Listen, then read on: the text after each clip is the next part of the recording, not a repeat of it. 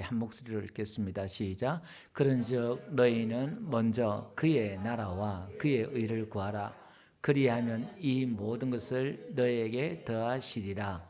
그러므로 내일을 위하여 염려하지 말라. 내일 일은 내일 염려할 것이요 한날 괴로움은 그날로 족하니라. 아멘. 제가 내년도 표를 그의 나라와 그의 의를 구하라. 늘 우리가 일상적으로 또 많이 접했던 말씀이고 익숙한 말씀이고 그렇습니다. 그런데 성경에서요 우리가 많이 듣는 말씀이나 듣는 사건이나 이런 것들은 거기에 깊은 비밀들이 있어요. 뭐 다윗과 골리앗 이야기라든지 우리가 흔한 이야기, 쉬운 이야기들이 있잖아요. 그게는 우리가 알지 못하는 더 깊은 하나님의 영적인 비밀들이 있어요. 우리는 그걸 또 이렇게 캐내야 돼요. 여러분들이 안다고 아는 게 아니라 그 의미를 더 깊이 캐내고, 그래서 내년에는 그걸 좀 더 깊이 들어가려고 그래요. 그럼 왜냐하면은 오늘 말씀했던 것처럼 너는 먼저 그의 나라와 그의 의를 구하라 그러면서 염려하지 말래요. 내일을, 내년을 염려하지 말래요. 무엇을 구하면? 그의 나라와 그의 의를 구하면 염려할 필요가 없다는 거예요. 하나님께서 그걸 더해 주신대요. 알아서 하나님이 주신대요. 이방인들처럼 그렇게 구하지 말래요. 우리 기도 제목 중에 거의 8, 90%가 무엇을 입을까 먹을까 그거잖아요. 그게 사실 솔직히 이야기하면. 근데 예수님은 그건 이방인들이 구하는 거래요. 너희는 이걸 구해라 이렇게 말하고 있어요.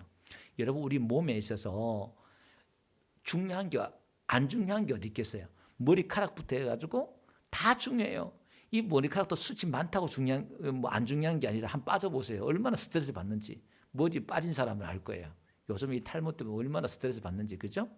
그러니까 머리부터 발까지 어느 하나 안 중요한 것이 없다 이 말이에요. 그런데 여러분 팔 하나 없어도 살고 다리 하나 없어도 살고 머리카락 없어도 살아요. 근데 제일 중요한 부분들이 있잖아요. 이건 정말 없어서는 안 되는 것들, 그 중요한 것들 있잖아요. 그 무슨 얘기냐면 우리가 신앙생활 할 때 다 중요해요. 안 중요한 게 없어요.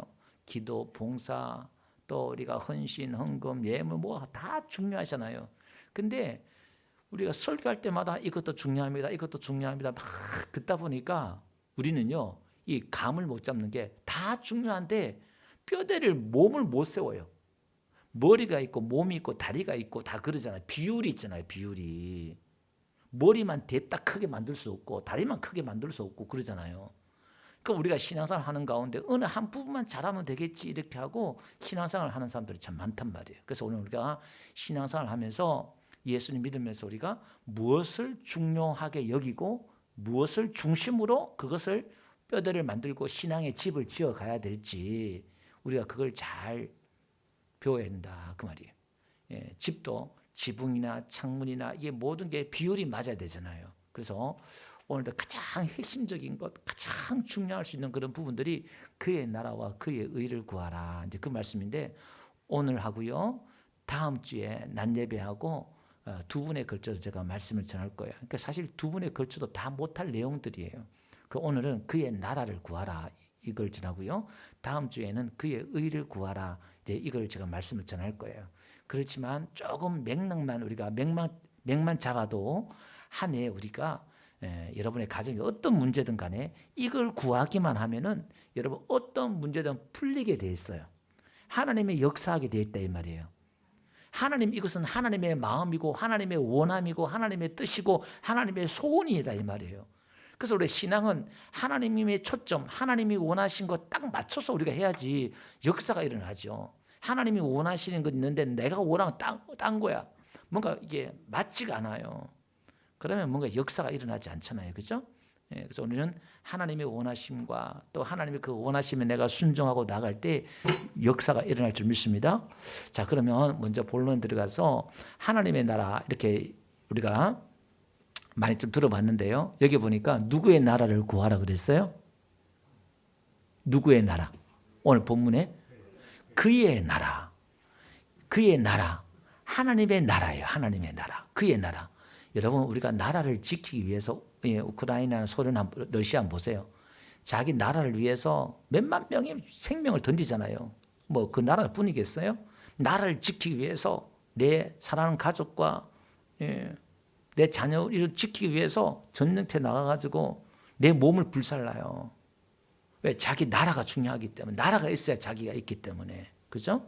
그럼 오늘 우리는 우리가 구해야 될 나라가 있다 이 말. 대한민국도 있지만 진짜 하나님의 그 나라를 구해야 한다 이 말이에요. 하나님의 나라는 성경에서는요, 우리가 눈을 말씀드렸잖아요. 신약과 구약에 있어서 성경에서 가장 큰 주제는 하나님의 나라예요. 하나님의 나라. 이게 가장 큰 주제예요. 그래서 이스라엘 백성들이 애굽에서 나와서 광야 40년을 걸어서 가나안 땅에 들어가는 의미는 어떤 의미냐면 그 가나안 땅에서 세우시는 하나님의 나라, 그 하나님의 나라에 들어가는 그림이에요.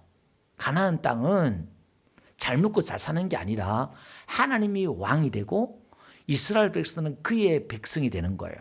하나님이 통치하는 나라, 그건 이제 신정 정치다 그 말이에요. 근데 이제 이스라엘 백성들이 왕을 구하잖아요. 사울 왕 때. 근데 하나님도 슬퍼하고 사무엘도 슬퍼하잖아요. 하나님이 꿈꾸는 나라가 있다 이 말이에요. 그 하나님이 원하시는 나라, 하나님의 꿈꾸는 나라로 들어가고 그 나라를 우리가 하나님께서는 이루시길 원하시는 거예요. 그래서 이스라엘 백성들의 40년 광야의 신앙생활은 하나님의 나라를 향한 여정이다. 하나님의 나라를 향한 여행길이다. 그 말입니다. 그래서 그러면 우리가 성경에서 말한 하나님의 나라는 뭐냐라는 거죠. 먼저 예수님께서 뭐라고 말씀하시냐면은 마가복음 한번 볼게요.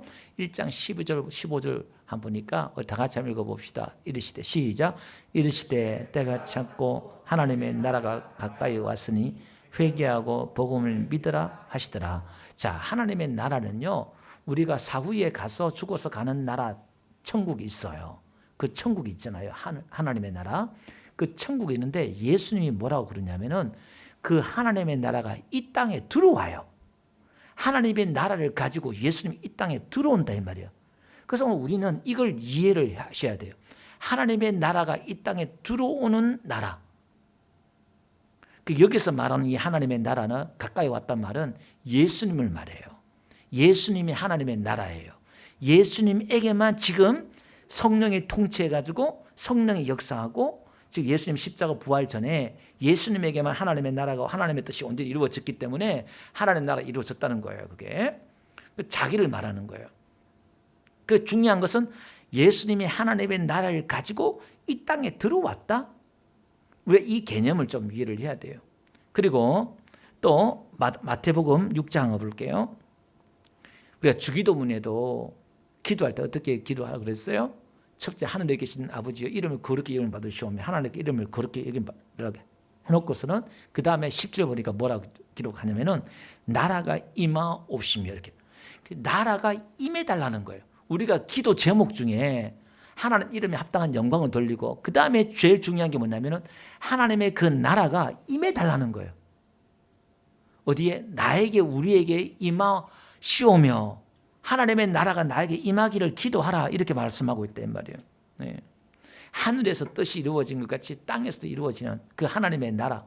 그러니까 하늘에서 이루어졌다 그 말은 하늘에서 사단이 쫓겨나서 번개같이 떨어지면서 마귀가 쫓겨났어요. 그전에는 하늘나라에도 마귀가 있었단 말이에요. 그러니까 하나님의 통치가 온전히 이루어졌다 이 말이에요. 그럼 오늘 이 땅에도 하나님의 나라가 임하게 해달라 이 말은 사단이 나에게서 우리에게서 완전히 쫓겨나고 하나님의 통치가 온전히 이루어지는 그 나라, 그 나라를 구하라 이 말이에요. 그래서 나라는 나라가 있기 위해서 뭐가 있어야 돼요? 주권이 있어야 되고 땅이 있어야 되고 백성, 국민이 있어야 되잖아요. 근데 우리가 하나님의 나라 이렇게 생각할 때 성경에서 말하는 개념은 통치 개념이에요. 하나님의 주권이 임하는 나라, 하나님이 다스리는 것, 하나님의 통치가 임하는 나라. 오늘 나에게 하나님이 왕이 되시면 하나님의 나라가 나에게 임한 줄로 믿습니다. 그래서 마태복음 12장 가볼게요. 28절 다 같이 한번 읽어봅시다. 시작. 그러나 내가 하나님의 성령을 힘입어 귀신을 쫓아내는 것이면 하나님의 나라가 이미 그죠? 하늘의 뜻이 이루어진 것처럼 오늘도 귀신이 떠나가면 하나님의 나라 뜻이 통치가 온전히 이루어진다 이 말이에요. 그럼 오늘 우리는 예수 믿지 않는 사람들은 지금 누가 통치하고 있다는 거예요? 어둠의 영들이, 세상의 영들이. 그러니까 예수 믿지 않는 사람들은 이걸 몰라요. 자기가 지금 어둠이고 사단의 자식이고 그걸 몰라요. 우리가 믿지 않는 사람들 한번 보세요. 전부 다 마귀가, 귀신들이 통치하고 있다 이 말이에요. 영적으로 보면 리얼하게 그냥 직선적으로 얘기하면. 근데 사람들은 몰라요. 그럼 마귀가, 귀신들이 사람들을 어떻게 통치하는가 한번 보세요. 막 미쳐 날뛰는 것처럼 그렇게 통치하는 게 아니라 아주 이성적이고 아주 도덕적이고 윤리적이면서도 귀신이 사단이 역사할 수 있다 이 말이에요. 죄 짓고 나쁜 짓 짓고 이렇게도 하지만 아주 고상한 척 하면서도요, 자기 이익을 다 챙기면서도 마귀 노릇을 하는 사람들이 많다 이 말이에요. 사단이 그렇게 통치한다. 그러니까 각각 희한하게 통치하는 모습들이 다양하게 있다는 거예요. 자, 어쨌든 간에 성령의 능력이, 하나님의 나라가 나에게 임하면은 악한 영들이, 사단이, 어둠이 떠나간다는 거예요. 그 우리는 빛에서 어둠으로, 아멘. 마귀 자식에서, 어둠의 자식에서 빛의 자녀로, 하나님의 자녀로 바뀌었다 이 말은 뭔가 통치가 바뀌었다 이 말이에요. 이 세상의 지금 임금은, 이 세상은 누구의 나라냐면은 사단의 나라였단 말이에요. 통치권이, 그러니까 하나님이 이 세상의 통치권을 누구에게 줬어요? 처음에 아담에게 줬단 말이에요. 아담에게, 죄짓기 전에 아담에 줬기 때문에 이 세상을 통치하는 것은 사람이에요. 사람. 그러니까 하나님이 사람을 세워서 이 세상, 이 세상의 나라를 통치하게 만들었다 이 말이에요. 그러면 오늘 이 세상의 나라를 통치하려고 그러면 누구만 사로잡으면 되냐? 사람만 사로잡으면은 이 세상의 나라는 자기께 되는 거예요. 여러분, 좌파 대통령이 되느냐 우파 대통령이 되느냐에 따라서 나라의 정권이, 통치가 달라요. 우리가 지금 현실을 보고 있잖아요. 그러니까 아담이 죄를 지어서 마귀가, 사단이 아담을 장악해 버리니까 이 세상이 마귀가 통치하는 나라가 되어버렸단 말이에요. 마귀가 통치하는 나라는 어떻게 해요? 하나님이 없는 나라, 자기 힘으로 사는 나라, 서로 경쟁하고 싸우고 죽이고 파괴되고 멸망되고 이런 세상이 되어버린 거예요. 하나님은 이 세상을 다시 회복하기를 원하시는데, 이 세상을 회복하는 방법은 다시 하나님은 사람을 통해서 회복하는 거예요. 그래서 사람에게 하나님의 통치가 임하면 결국 하나님이 이 세상을 직접 통치하는 게 아니라 하나님이 우리의 마음과 생각을 통치하셔서 우리를 통해서 하나님이 통치하기를 원하신 줄 믿습니다. 이게 하나님의 영적인 원리가 그거예요. 원리가. 그래서 악한 영들이, 귀신이 떠나가면은 하나님의 통치가 나에게 임하는 거예요. 그래서 여러분도 오늘 하나님의 말씀을 받고 빛을 받고 은혜를 받고, 이게 뭐냐면 하나님의 통치를 내가 받겠다는 거예요. 하나님의 다스림을 내가 받겠다는 거예요. 여러분, 기도하고 예배하라는 게 그거예요. 내가 기도하지 않는다, 예배하지 않는다, 그건 내가 하나님의 통치를 내가 무시하겠다는 거예요. 받지 않겠다는 거예요. 그래서 여러분, 첫 열매를 드리고 매사에 먼저 하나님을 먼저 공경하고 구약의 이스라엘에서 끊임없이 훈련했던 게 그것들이에요. 하나님을 머리로 세우고, 예수님이 우리의 머리고 우리는 몸이라 그랬잖아요. 그 통치예요. 통치는 머리에서 나오니까 예수님에게서부터 우리가 모든 통치가 이루어져야 될 줄 믿습니다. 그래서 이 하나님의 나라는 보이지 않게 임한대요. 누가복음 한번 볼게요. 17장 20절 가보니까 바리새인들이 질문해요. 시작. 바리새인들이 하나님의 나라가 어느 때에 임하나이까 묻거늘 예수께서 대답하여 이르시되 하나님의 나라는 볼 수 있게 임하는 것이 아니요 또 여기 있다 저기 있다고도 못하느니 하나님의 나라는, 그죠? 하나님의 나라가 가까이 왔다. 예수님이 사역 시작할 때는 그렇게 말씀하시더니 이제 하나님의 나라는 보이는 게 아니라 너희 안에 있다 이렇게 말이에요.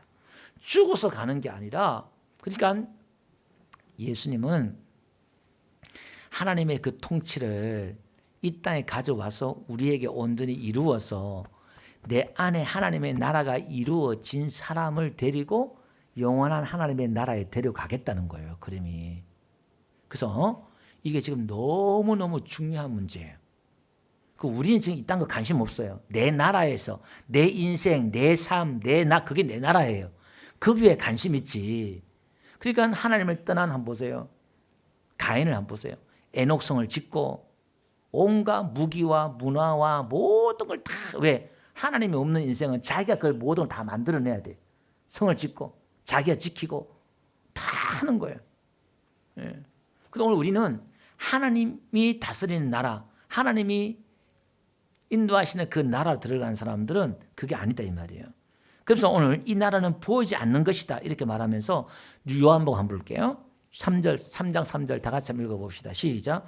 예수께서 대답하여 이르시되 진실로 진실로 내게 이르노니 사람이 거듭나지 아니하면 하나님은, 그러면 자 전제는 볼 수 있다 없다? 볼 수 있다는 거예요. 하나님 나라는 보이는 거예요. 그럼 오늘요 우리 형제에게, 저 사람에게 지금 하나님 나라 임했는지 안 임했는지 볼 수 있다는 거예요? 없다는 거예요? 볼 수 있다는 거예요. 뒤에 가서 제가 말씀드리겠습니다만 하나님의 나라는 먹고 마시는 게 아니라 의와 희락과 평강이래요. 그러니까 하나님의 나라가 임한 사람은 희락과 기쁨과 평강이 있어요. 그걸 보면 하나님 나라 임했구나 우리가 보는 거예요. 은혜 받는 모습을 저 사람 진짜 구원받았고 하나님 나라 임했구나 우리가 아는 거예요. 그 열매를 보고도 아는 거예요. 자, 어쨌든 간에 하나님 나라는 보이지 않는데 거듭나면 보인다 그 말이에요. 자, 그 다음에 읽어봅시다. 로마서 14장 바로 나오네요. 17절. 예. 다 같이 시작. 하나님의 나라는 먹고 마시는 오직 성령 안에 있는 의와 평강과, 그러니까 이 의는 다음 주에 말씀을 드릴게요. 그러니까 이 하나님의 나라는 뭐로 다시느냐? 그 나라는 간단하게 오늘 말하면 하나님의 그의 의라 그랬으니까 그의 의로 다스리는 나라예요. 그러면 그 나라에 들어가면 잘난 사람, 못난 사람이 없다는 거예요. 가난한 사람은 예수님의 의로 자신감을 얻고 할렐루야 찬양 부르고, 못난 사람은 그렇고 잘난 사람은 하나님의 그 의를 부를 때에 자기 의가 없어지는 거예요. 예수님의 그 의를 볼 때에 자기가 더 부끄러움을 느끼고 아무것도 아니라는 것을 겸손해지고 높은 산은 낮아지고 골짜기는 메워지면서 그 의가 공평하게 만들어버려요. 그래서 그 초대 교회가 그랬고 유대인이나 헬라인이나 이방인이나 전부 다가 차별이 없는 거예요. 종이나 노예나 주인이나 차별이 없다는 게 그거예요. 그래서 오늘 우리 교회도 마찬가지예요. 오늘 현대인들도요 신분 제도 이런 거 없다지만은 차별이 있어요. 돈을 가진 자, 안 가진 자가 사회에 대우해지는 게 틀려요. 그렇잖아요? 그 사실 현대의 그 신분 차이예요. 근데 교회는 예수님의 의가 있는 사람은 그런 차별이 없다는 거예요. 아멘? 근데 이걸 지금 그게 안 되는 이유가 뭐냐면 우리가 그 의를 몰라서 그런 거예요. 그 다음 주에 또 한번 살펴보도록 하고요. 어쨌든 간에 성령 안에 있는 것, 이 의와 희락과 기쁨으로, 그러니까 내 안에 들어가면 오늘 제가 말씀드렸던 것처럼 자유하는 거예요. 뭔가 성공하지 않아도 뭔가 기쁨과 평안 가운데 신기해요. 신기해. 문제가 해결되지 않는, 내 지금 문제가 산더미처럼 있는데 희한하게 마음이 편해요. 네. 하나님의 역사하는 거예요. 아멘. 우리 한경 권사님이 지금 암 판정 받았을 때 제가 막 걱정되어서 신방 갔더니 생글생글 웃어요. 목사님 너무너무 마음이 평안해요. 하나님이 역사하는 거예요. 그게. 아멘.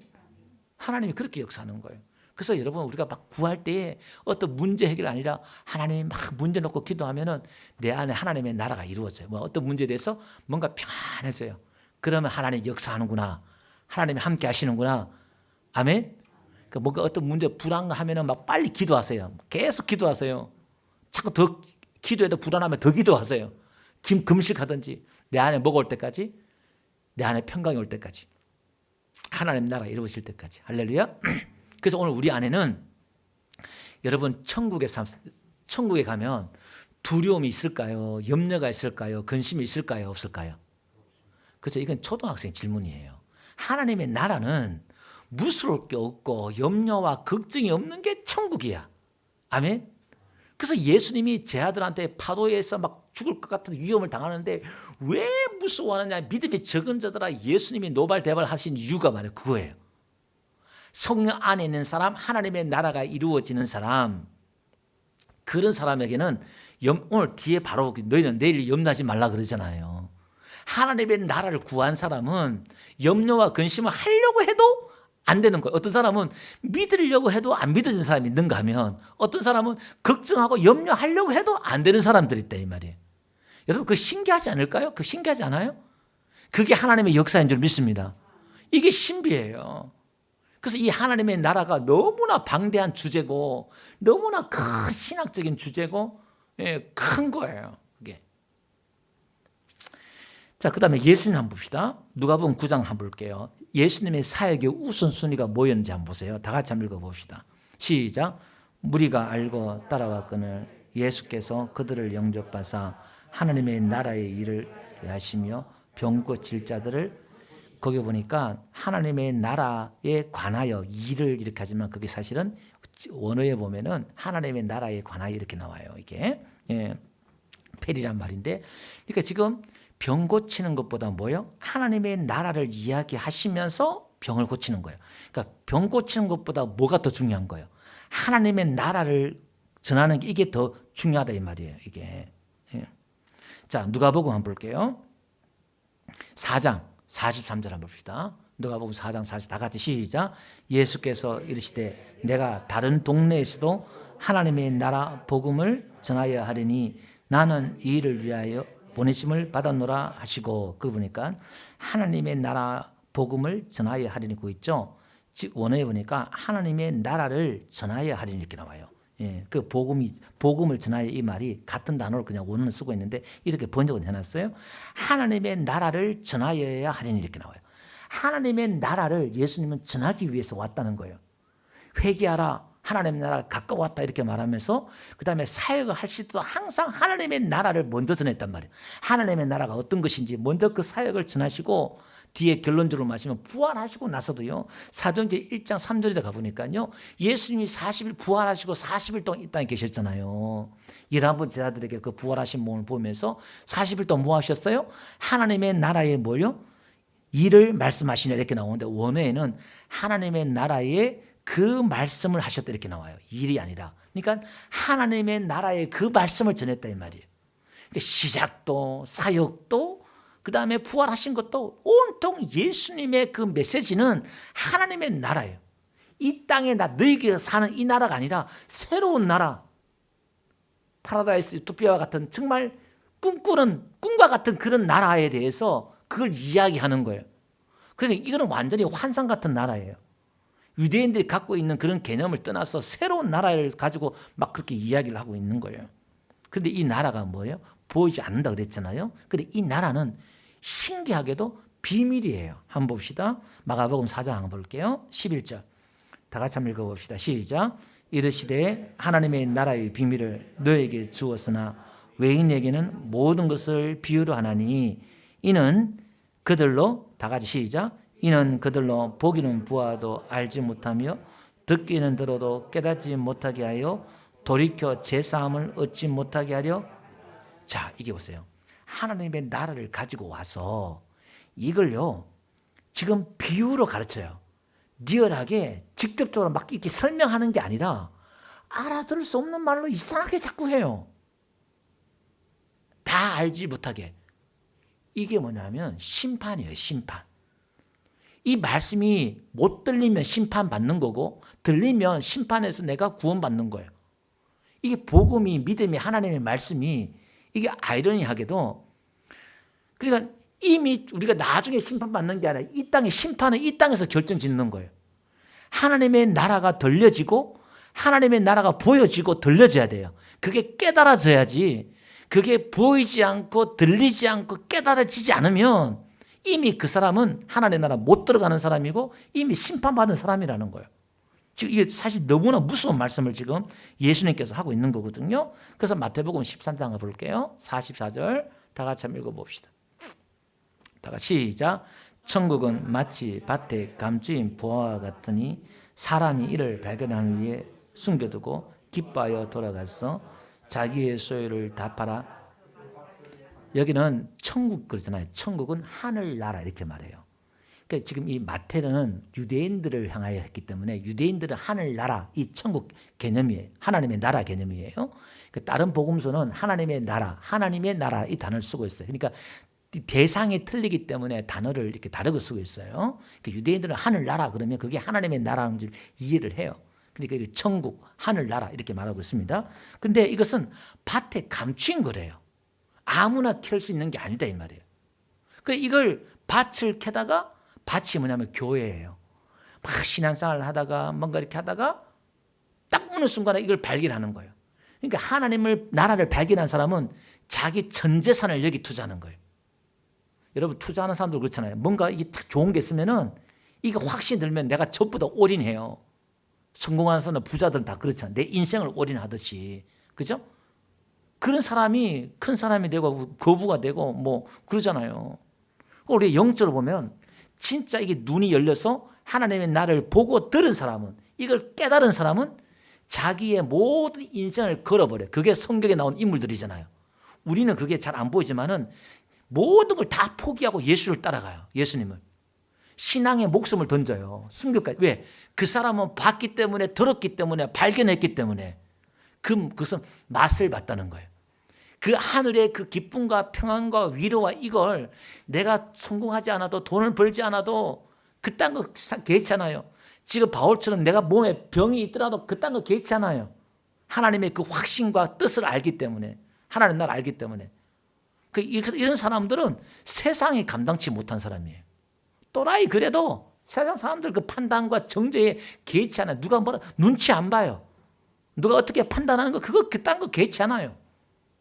하나님이 중요한 거기 때문에 그 나라 안에서는 참된 만족이 있고 참된 기쁨이 있기 때문에 세상에 대한 목마름이 없단 말이에요. 사랑과 세상의 어떤 그런 성공 이런 게 목마름이 없고 그 안에. 근데 그걸 이제 얼마만큼 우리가 강하게 느끼고 그걸 계속 유지하느냐. 이제 그게 이제 믿음이고 성령 충만이거든요. 그 성령 충만이란 그거예요. 내 안에 하나님의 통치가 온전히 성령이 나를 지배하는 거예요.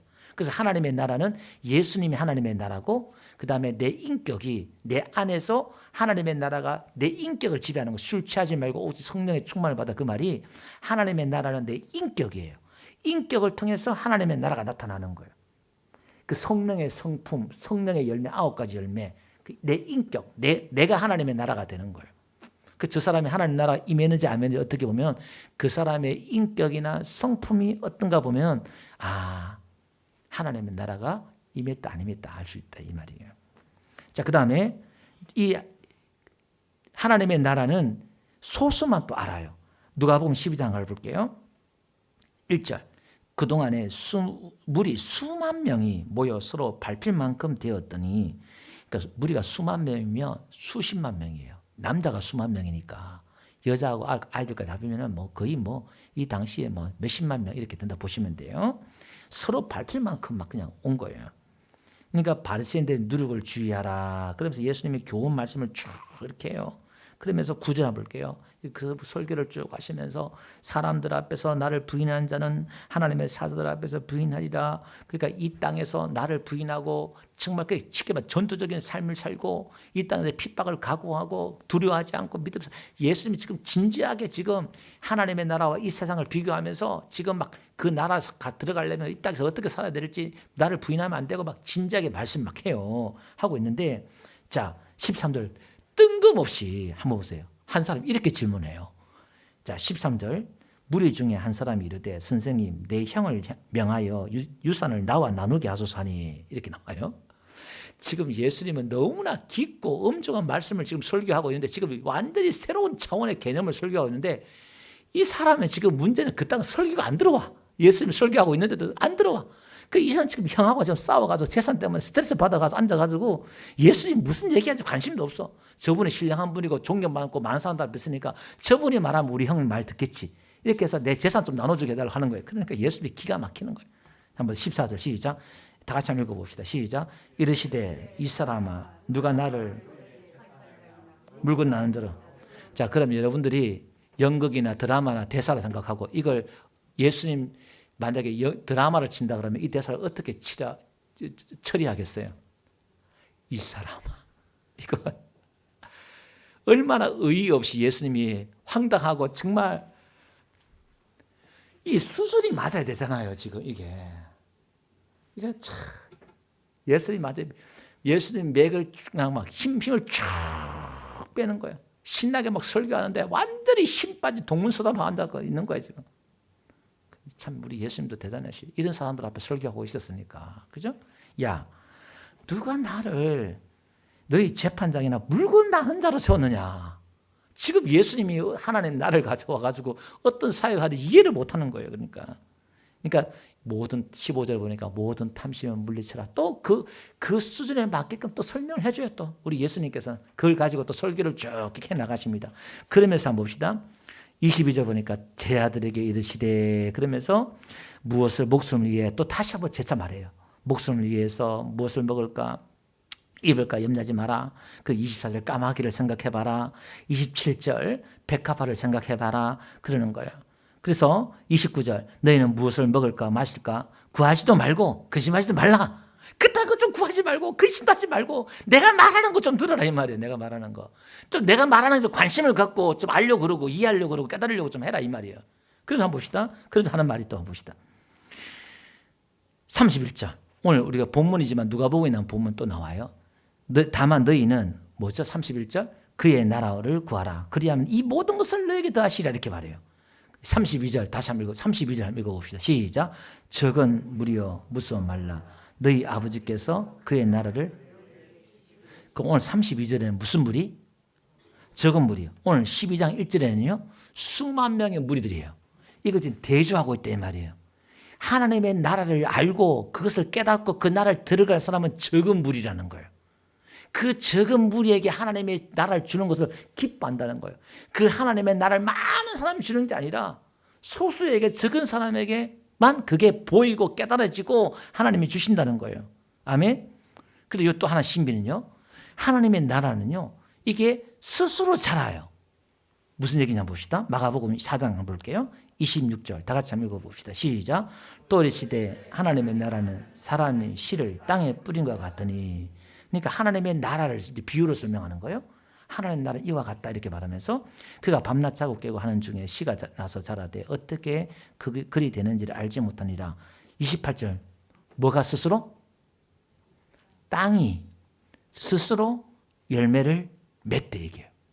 자, 하나님의 나라가 나에게 이렇게 임하잖아요. 임하면은 이 하나님의 나라가 일을 한다는 거예요. 그 하나님의 나라가 성령으로 우리 안에 들어오잖아요. 성령 들어와서 이 성령님이 이 땅이 하나님의 땅, 가나안 땅, 이 땅이 땅에 열매 맺잖아요 스스로. 그러니까 이 땅이 내 땅이 아니라 내 마음밭이 아니라 하나님의 그 성령의 땅, 하나님의 나라가 열매를 맺는다는 거예요. 일을 한다는 거예요. 그래서 로마서 12장 1절 너희는 변화를 받으라는 말이 내 안에 성령이 일하시기 때문에 우리가 변화되는 거예요. 변화되지 않는 사람은 예수 안 믿는 사람이고 하나님의 나라가 안 임한 사람이에요. 우리는 그래서 변화를 받아야 되는 게 은혜를 받아야 되고 우리는 성령 충만 받아야 되고 말씀을 받아야 되고 먹어야 되고 받는 거예요. 그러면 변화가 일어나요. 아멘. 누가복음 13장 볼게요. 누가복음 13장 18절 그러므로 예수께서 있을 때 하나님의 나라가 무엇과 같을까 내가 무엇으로 비교할까 마치 사람의 자기 채소밭에 갖다 심은 겨자씨 하늘과 같더니 자란 나무가 돼요. 그러니까 겨자씨가 자라잖아요. 나무가 자라는 거예요. 하나님의 나라가 자라는 거예요. 하나님의 나라가 확장되는 거예요. 내가 하나님 앞에 순종하는 폭이 깊어지고 아멘하는 폭이 깊어지고 예배가 늘어나고 기도가 늘어나고 이게 달라요. 하나님의 나라가 확장돼요. 예수 믿은 10년이 지나도 기도하는 시간, 말씀 보는 시간 똑같다 싶으면은 하나님의 나라가 지금 안 자고 있는 거예요. 안 자라고 있는 거예요. 영적으로 잠을 자고 있는 거예요. 반드시 성장과 성숙이 따라와야 돼요. 아멘.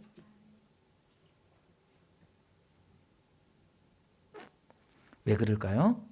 자, 그럼 왜 우리가 이렇게 하나님의 나라를 구하고 먼저 구하고 하나님의 나라가 왜 중요하냐 이 말이에요. 누가복음 봅시다. 13장 22절 한번 볼게요. 예수께서 각 마을로 다니사 가르치시며 예루살렘을 유행하시더니 어떤 사람이 여짜오되 주여 구원을 받은 자가 적으니까 그들에게 이르시되 좁은 문으로 들어가기를 힘쓰라. 내가 너희에게 이르노니 들어가기를 구하여도 못하는 자가 많으리라. 하나님 나라를 들어가려고 해도 못 들어간 사람이 많다는 거죠. 집주인이 일어나 문을 한번 닫은 후에 너희가 밖에 서서 문을 두드리며 주여 열어주소서 하면 그가 대답하여 이르되 나는 너희가 어디서 온 자인지 알지 못하노라 하니니 그때 너희가 말하되 우리는 주 앞에서 먹고 마셨으며 주는 또한 우리를 길거리에서 가르치셨나이다 하나 그가 너희에게 말하여 이르되 나는 너희가 어디서 왔는지 알지 못하노라. 행하는 자 이건 불법 불의를 행하는 자 모든 자들아 나를 떠나가라 하리라. 이게 무슨 얘기냐면은 주인이 문을 닫으면은 밖에서 문을 두드려도 열어주소 해도 안 열어준다는 거예요. 구원의 문이 닫혔다는 거예요. 이게 지금 노아 방주 때 그랬고 노아 방주 문을 한번 닫으니까 사람들이 문을 두드리고 성경 안 나옵니다만 살려고 목숨 걸고 왔을 거예요. 아마 말을 타고 오고 그 방주가 있는 노아 방주로 여러분 한번 생명을 걸고 달려갔을 거예요. 뚫어달라. 그런데 하나님이 닫았기 때문에 열 수 없는 거예요. 구원의 문이 안 열리는 거예요. 이게 여러분 설기는 처녀와 미련한 처녀 그 비유도 마찬가지고 이게 지금 이게 지금 심각한 문제가 되는 거예요. 근데 지금 여기 나온 사람 못 들어간 사람들은 다 교회 나온 사람들이야. 반은 교회 나오는 사람들인데 예수님께 가르침을 받았던 사람들이고 종교생활을 했던 사람들이고 다 이런 사람들이에요. 심각한 문제예요. 선지자 노릇을 때 했던 사람들이고 한단 말이에요. 귀신을 쫓아내던 사람도 있어요. 목사도 있고 장로님도 있고 있더라 이 말입니다. 이게 뭔 얘기냐 이 말이에요. 교회 다니는데 목사님도 장로님도 권사님도 교회 오래 다니면 장로님 줘요. 신학교 가면 목사 안수 줘요. 근데 변화가 없어요. 장로님이 안 변해요. 집사님이 안 변해요. 성도가 안 변해요. 교회만 다니지 안 변한단 말이에요. 예배는 드리는데 안 달라져요. 지 마음대로 한단 말이에요. 하나님이 주인이 아니라. 그 사람은 천국 못 간다는 거예요. 그럼 우리가 지금 진지하게 생각해 봐야 돼요. 내 모독을 내려놓는 거예요. 하나님이 나의 왕이 되고 하나님 나의 주인 된단 말은 정말 그걸 내려놓는다는 게 이게 쉬운 문제는 아니에요. 그걸 내려놓는 사람은 기도하지요. 안 내려놓는 사람은 기도 안 해요. 내가 딱 붙들고 있으니까. 그게 가인이에요. 가인 집사예요. 가인 집사. 자기 얼마나 열심히 살았어요. 자기 성을 짓고 악기를 개발하고 얼마나 막 열심히 현대인들. 하나님 또 그에게 표를 줬으니까 자기 나름대로 또 하나님 믿는다고 또 했을지 몰라요. 어떻게? 자, 마가복음 9장 한번 봅시다. 이제 결론적인 부분입니다. 마가복음 9장 47절 만일 내 눈이 너를 범죄하게 하거든 빼버리라.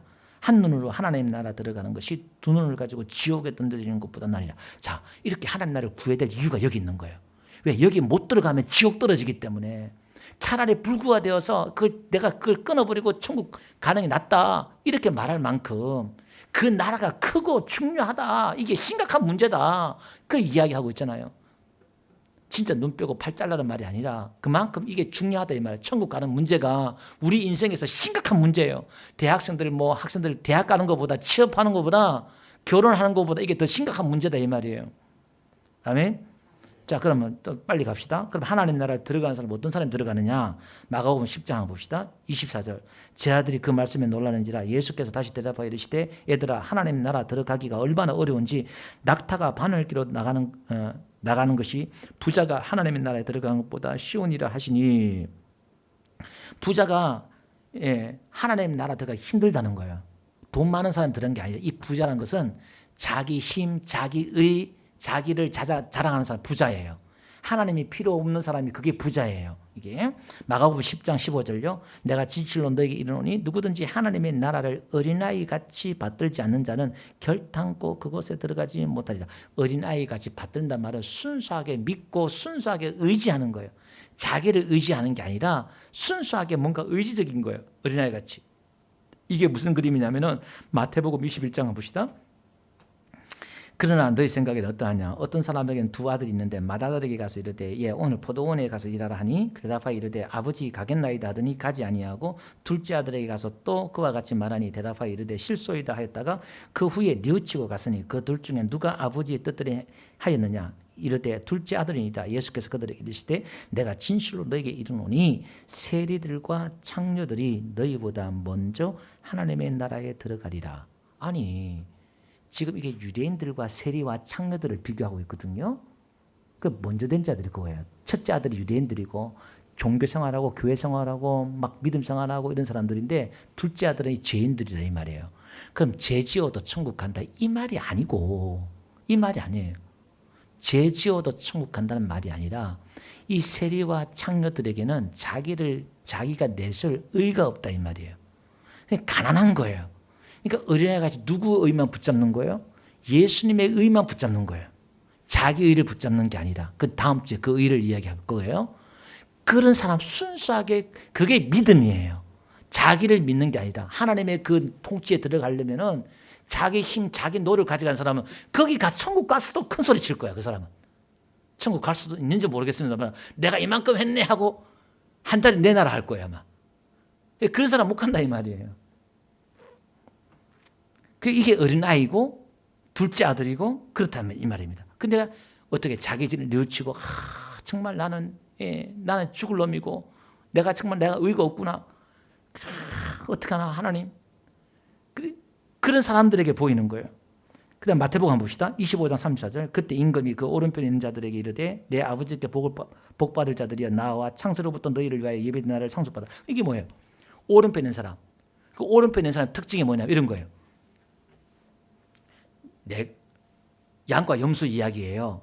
내가 굶주렸을 때 먹을 걸 줬고 갇혔을 때 위로해주고 이렇게 했다니까 우리가 언제 그랬어요? 그러는 거예요. 근데 왼편에 있는 사람들은 염소는 어떻게 해요?